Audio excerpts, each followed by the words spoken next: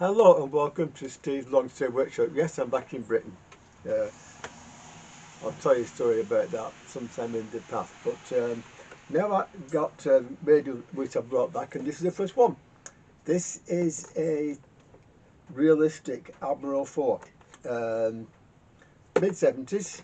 It's got the old leatherette case and that, and it's got 4 bands as well. Two short waves, a medium wave and FM. Now, in America, they don't actually take or use long waves, so they don't. So it never they never have that out there. It's used over there for marine communication or something along those lines. But anyway, here it is. It's a working, hopefully, or taught to be working Admiral 4. Now, obviously, it's 120 volts, and it also wants the aero changing as well, because as you can see there, it's the end is missing. I've got them, the aerials here. So before I go anywhere else, I'll look about getting it apart and changing it to make sure that that is okay. Okay, maybe it's only a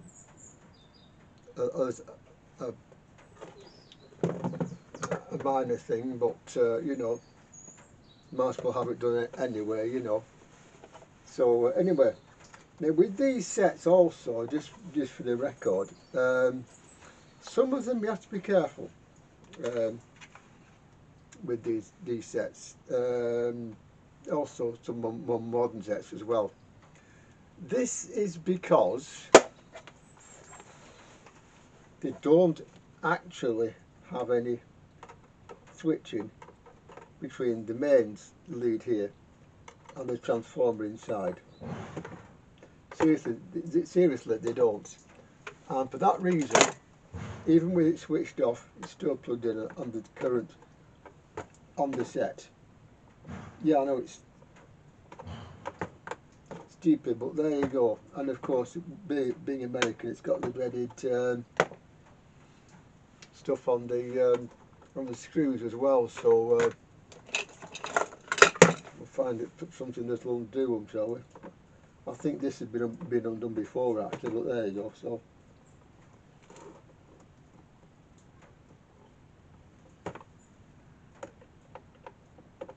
I'm fairly sure that this has been opened before, because it's the screws are bottom here are such that they've obviously been taken apart and put back in and then put back in place. So yeah, they might be able to get them out without undoing the screws. I don't know about that as yet, but at some point we will find out. It takes two, I think the D cells in my day it was SP11s and stuff, but but I think they're called D cells here. So anyway, I'll get these 2 screws out and we'll have a look inside. With the radios like this, when you look inside like that, the circuit board is held in with screws, and of course those come off the front. Now these are not really meant to be taken apart, but they are. Now also with these, that's the wave change switch there, okay. That's the volume control there, okay. That's the tone there, yeah. And over here, about here, is the tuning capacitor, and of course it goes and drives the dial as well, which is at the front. So if that looks okay, leave it alone. As far as components go, sometimes it's better to fix them from on top rather than take the board out, but we'll see on that. So there you are, that's how it works. So the next thing we're going to do is put the new one of these in. When it goes like that, not quite the same, but it will do, you know. So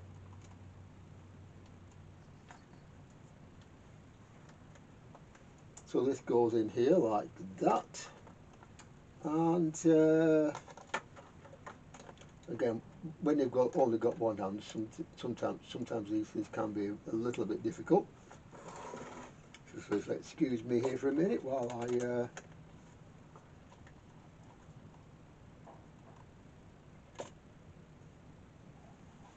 that right, okay. That goes onto there. This goes onto there.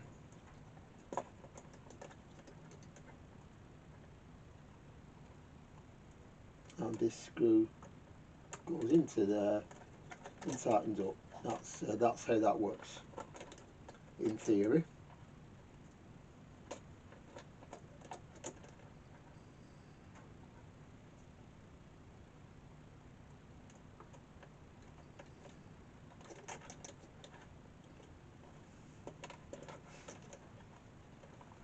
This is the sort of thing which makes me use bad words, by the way, so I'll apologise in advance for that, okay.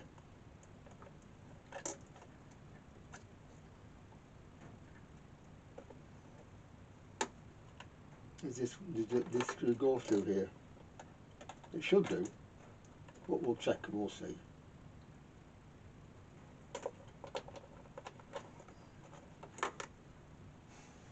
Yeah, these sort of things do happen. Basically, the original unit was a different size, and that size I haven't got, so I got these instead. So we'll see if it goes into there. Okay, so does it go through here as well?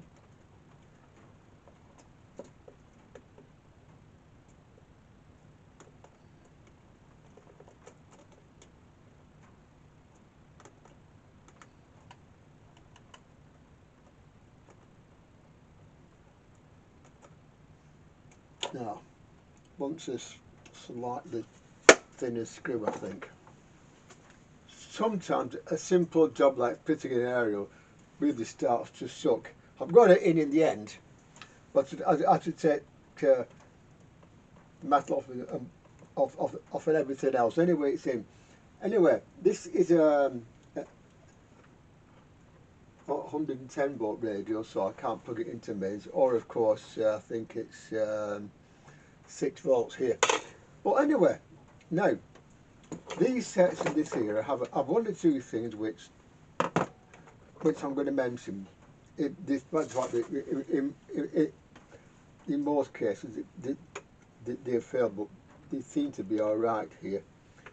First of all, if you get very, very low speeds on them, there's not batteries, there's a capacitor on either side, or one side at any rate, of the volume control. Yeah, this always needs to be checked. It's a common problem, so always look for that. The volume change control is here. Just give it a spray and it usually will be alright. Tuning, it's okay on this, so I'm not going to touch it, but they do need to be changed, and sometimes it's a little bit interesting, shall we say. Now, another thing with some of these, don't know about this one, but some of them, even with the radio switched off on the front, that might still be live. Yeah, kid you not. I don't know about this one, but a lot of them, that will still be live. So always make sure you unplug it when not in use. There's a switch on this for a mains or battery, but it's a small switch and I wouldn't really trust it. So again, with these, you know, I would always make sure that it does actually do everything it's supposed to do. So there you are. Anyway, I can't do it any longer, so there we go.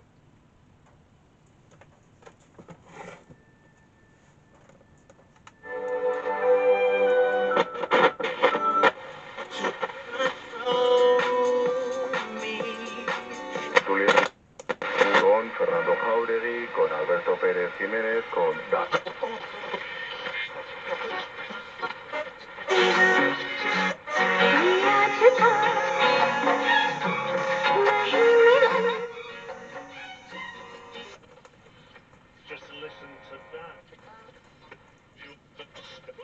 Ruben lost his cheek. That's more than, hang on, I'll turn it round. There we are. Right. And, okay. Hours. Yeah. Power leak. Power leak. Power leak. Exactly.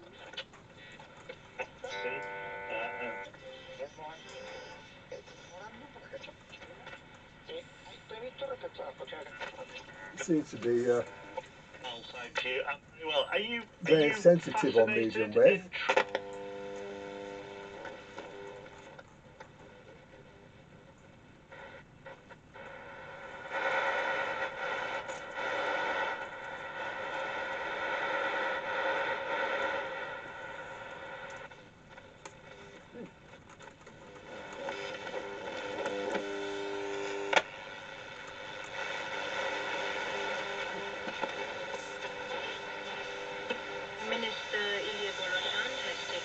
Very shortwave. So there you are. So this is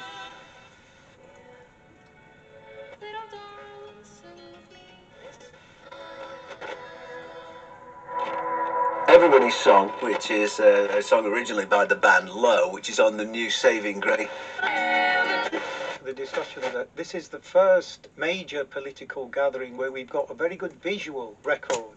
There we go. So what do we need to do with it here? Well, first of all, the first thing we need to do with this is to give it a magic spray with the magic substance. Apart from that, it appears to be okay. Again, the switch at the bottom here is this one here. Never, if I put it back on it, again like that. Been inscribed on the Union Jack. It's worth pointing out that the Union Jack. That's battery or mains. It was a flag which combination of the St Andrew's Cross, the sign of England.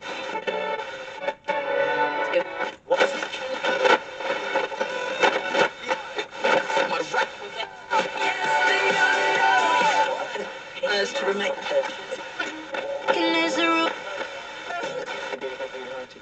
Formally. But that proliferation of images that you've described makes this very much the right. So anyway, a quick spray, nothing, a clean up, and that's it for this thing. It's very, very sensitive on medium wave, I must say, very sensitive. Ah, that's all. It's quite sensitive. It's quite good out there tonight, propagation wise, one of the two. But Americans, generally speaking, do tend to be more sensitive for one reason or another. This one, by the way, is like I said, a realistic Admiral 4, and I'm not quite sure where they're made actually. These in Korea. Now, whether that's North or South Korea, I don't really know. But you know, one of the two. You know, so yeah. I actually looked at the medium wave dial again this morning, and it's not receiving as many stations as it did last night, but it is actually, like I said, a lot more sensitive than I thought it would be, a lot more. Why that is, well, American sets do tend to be. Again, I don't know why.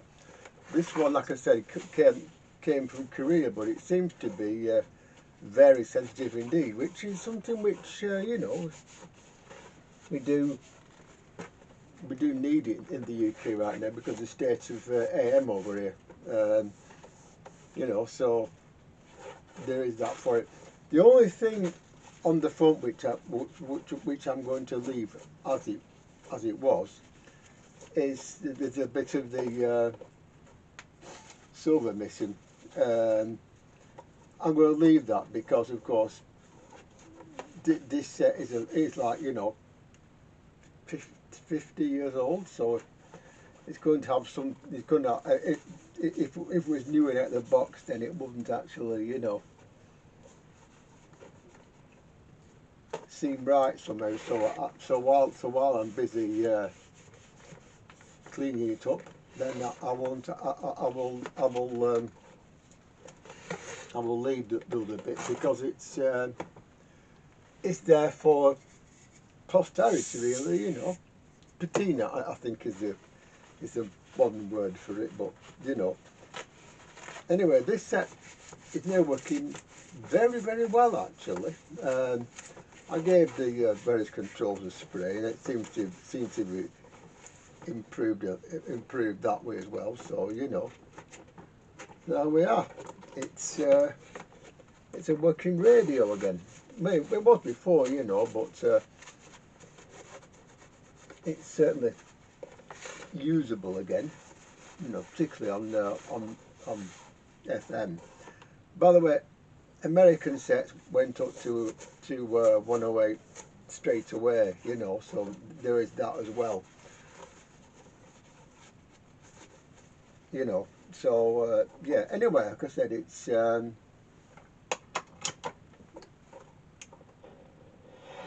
Radio station, global players, smart speakers, DAB, digital radio. Yeah,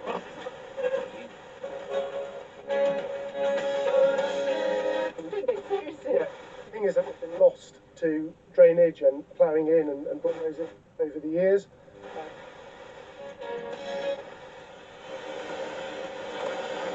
yeah, it works. Hunter. Not just a.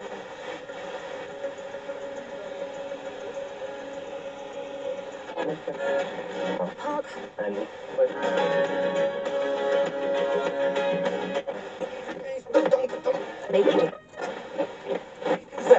I don't know, just